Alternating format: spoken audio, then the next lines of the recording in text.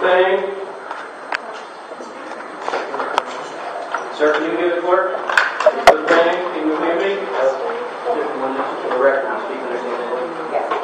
Mr. Thang is before the court for arraignment today in terms of armed assault with intent to commit murder. 1, 2, 3 counts. Carrying a loaded firearm without a license. Possession of a firearm without a license. Committee for Public Counsel Service has spoken in anticipation of requesting bail and also filed a motion filed in this matter. Today I'm going to appoint the Committee for Public Counsel Services to represent you. Thank you, Lowell. There is a fee of $100.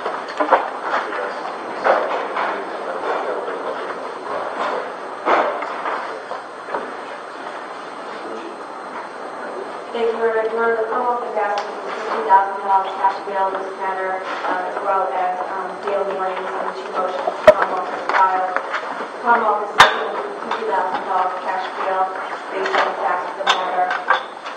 Basically, the facts of the matter are as follows. Last night, approximately 11 p.m., the Lowell Police Department were dispatched to the Tedeschi's on Bridge Street to report of gunshots being fired. Upon arrival, they observed a male down in the parking lot. They observed the male under a Ford pickup truck. His legs were covered in blood. He had severe facial trauma, was bleeding heavily from the facial area. It was at this time, officers... That's 2 different people. One person there. Your Honor, the male was identified as Shane Downs. It was also appeared to the officers that he had not been shot. At this time, it was learned that 2 other victims of gunshot wounds were found in the immediate area, and then 1 other victim of a gunshot wound went into Lowell General Hospital on his own. At this time, the Lowell Police interviewed witnesses on scene and gathered information at this time. The information that was gathered from speaking to various people were that 3 subjects had been shot while in the parking lot of Tedeschi's. 1 of the victims suffered a gunshot wound to his stomach and to his face. That person was med-flighted to Mass General Hospital. A 2nd victim suffered a gunshot wound to the left hip and was med-flighted to Tufts Hospital in Boston. And the 3rd victim suffered a gunshot wound into the thigh, and he made his way to Lowell General Hospital on his own. It was then determined that the subject that was found under the truck was Shane Downs, who had been beaten up during this incident, and he was also taken to Lowell General Hospital. After speaking with witnesses, Lowell Police continued the investigation last evening. During their investigation, viewed a surveillance video in the Tedeschi's store. Upon viewing the video, it was seen Mr. Downs, an Asian male, wearing a gray t-shirt with a black design, enter the Tedeschi store for a short period of time. It was at this point that the Asian male, later identified as the defendant, and Mr. Downs exited the store. When they exited the store, the 3 victims were in the parking lot of Tedeschi speaking amongst each other. It appears that words were exchanged between Mr. Downs, the defendant, and the 3 alleged victims. It was at this time, upon viewing the surveillance video, the officers observed the Asian male, later identified as the defendant, pull a gun out and shoot the 3 victims and then run up Bridge Street. While this was occurring, in the altercation, it appears that the victims, after being shot, Mr. Downs, still being in the parking lot, was kicked by one of the victims and thus suffered injuries and had to be taken to Lowell General Hospital. Judges at this time that the police, after viewing the surveillance video, continued the investigation. Later in the evening last night, going into the early morning hours of this morning, the Lowell Police received a phone call from an individual on behalf of another individual who was concerned about her boyfriend. It was at this time where the individual calling on that person's behalf stated that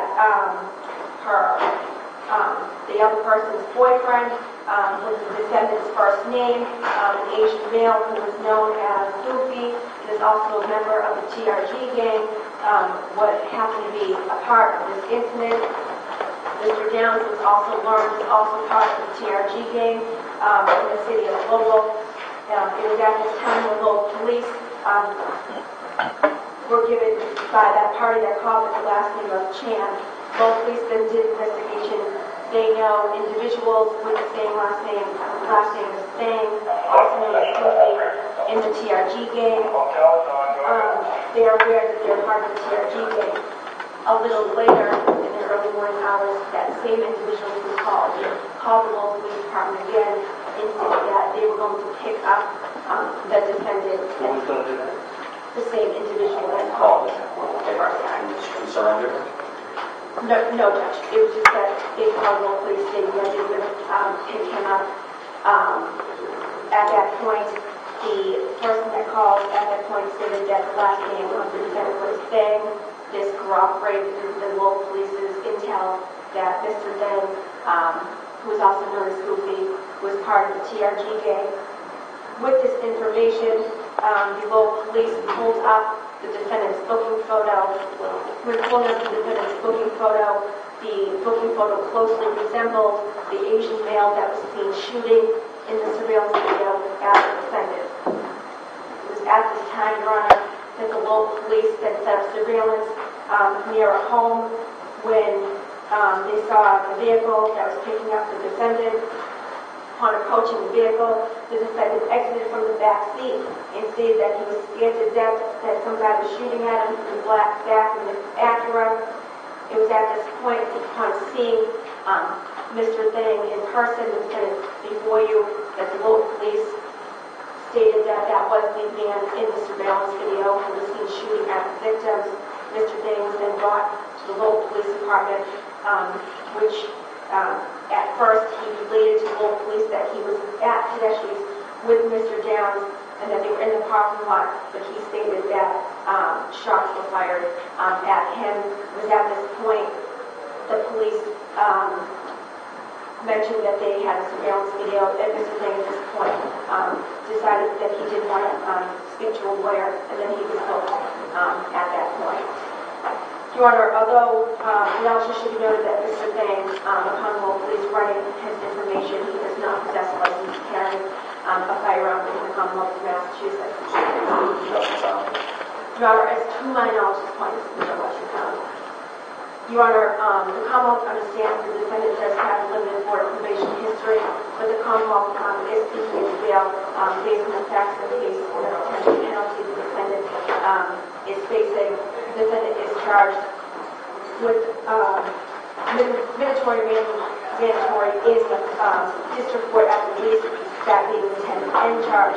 He is also charged with 3 counts of armed assault and murder, all which do not carry district court jurisdiction. The defendant then has the possibility of facing an indictment, a likely indictment, possibly a state prison sentence. Your Honor, the facts of this case also seems to be, at least to Mr. Thang, a gang affiliation involved here, known as the Lowell Police Department. In addition, based on the facts of the case, it seems a brazen act, Mr. Thang walking out of Tedeschi's parking lot, 3 individuals talking amongst themselves. It appears that words were exchanged between the 2, but the reaction appears of Mr. Thang was to take out a gun and shoot these 3 individuals, 2 of them which had to be ventilated, 1 being shot in the face as well.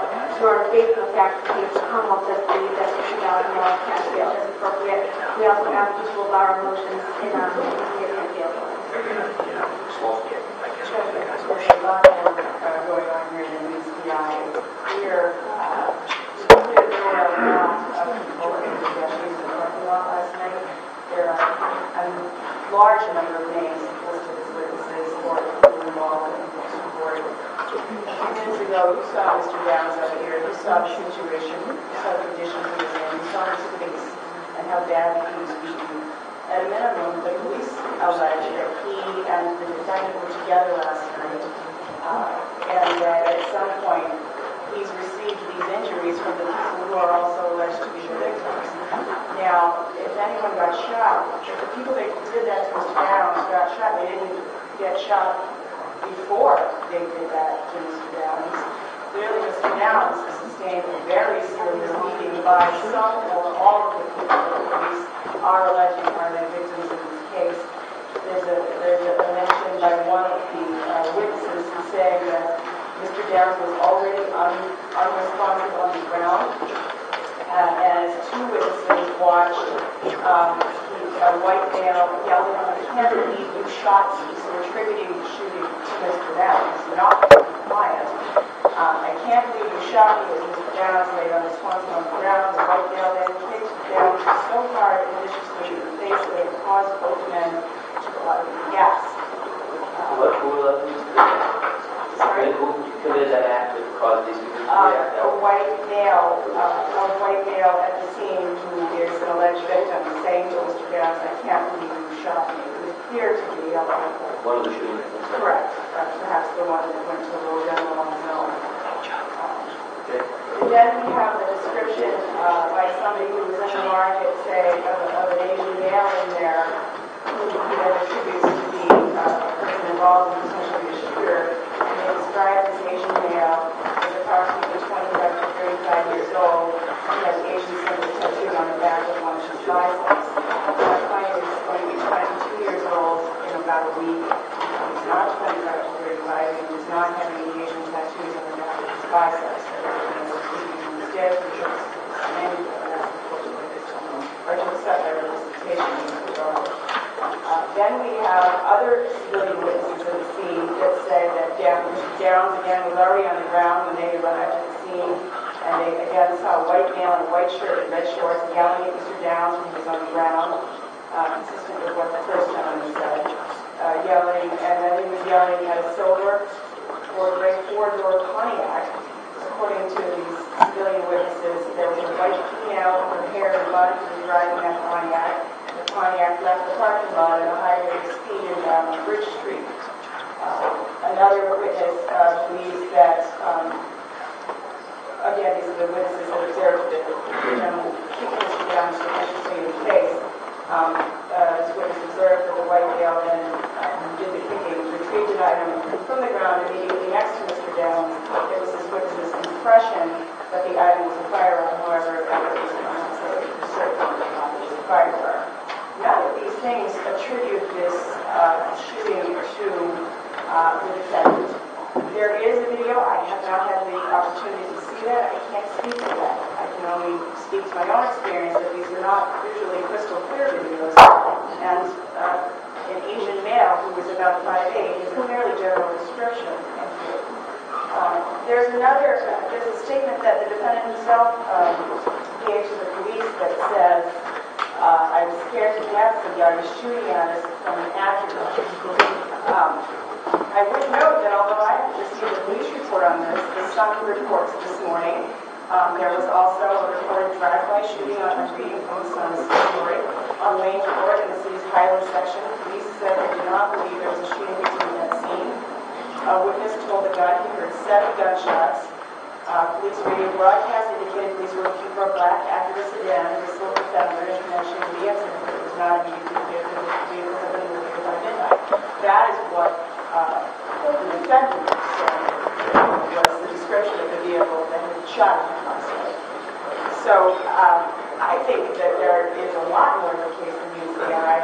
There is a lot of evidence to suggest that Mr. Thang is not the shooter in this case. And I would ask for a cash bail that is something that he could probably make. He has a life partner that is about to give birth. They're expecting their first child, a daughter, on the 5th of September. They don't have any money.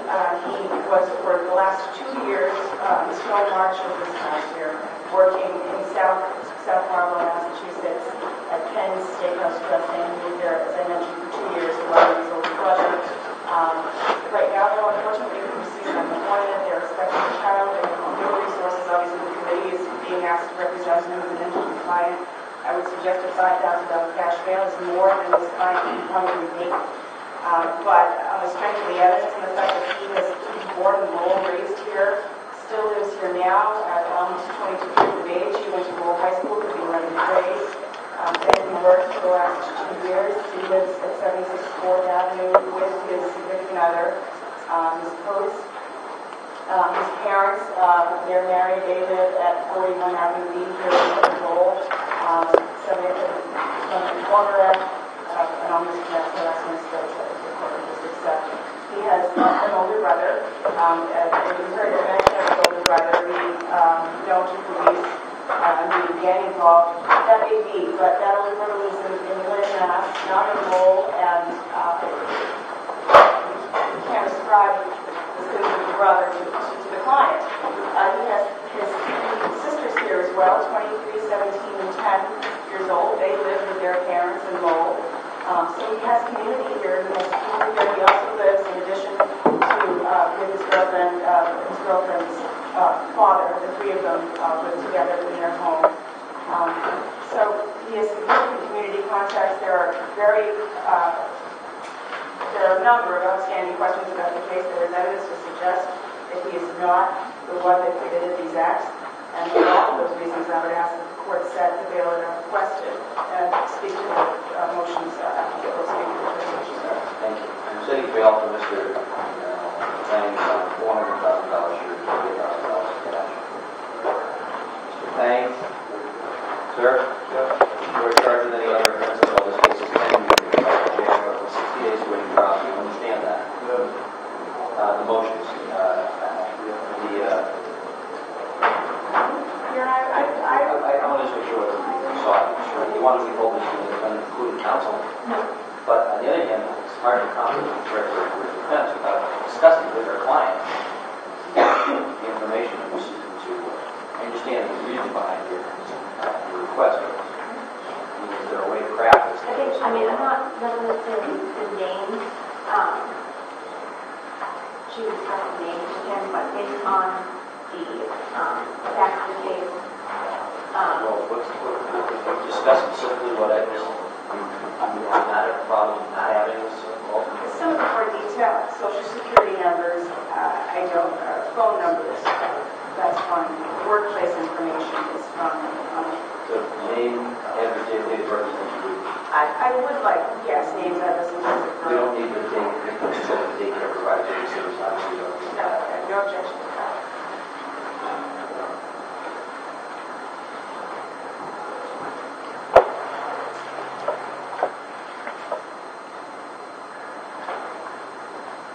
Now, I'm marking on a motion. I'm trying to record this donation. Word next to the end, if you're not getting it, okay. So if you're okay, it's not yours. If you want the phone number, social security number, workplace, children information. There is no video game of the court.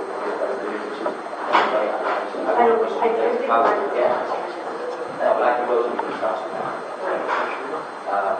Information of the identifying the witness, obviously that will have something like it's not so easy.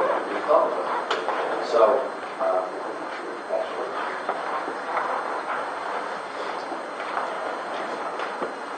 And then that seems to be sort of an override touch also. let's just hold on. I'm just going to cross out.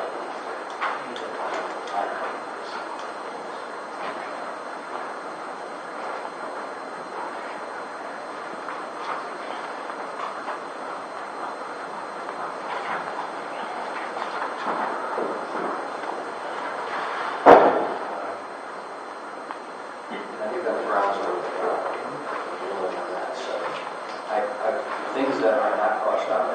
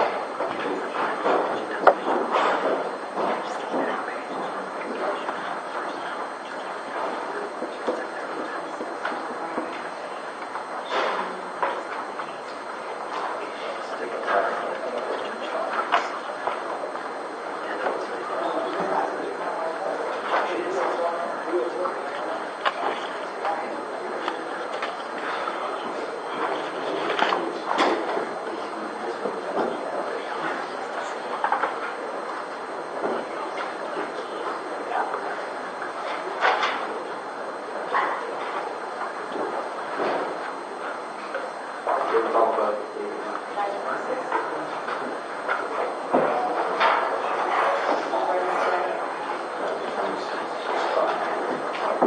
now stands continued to September 26th.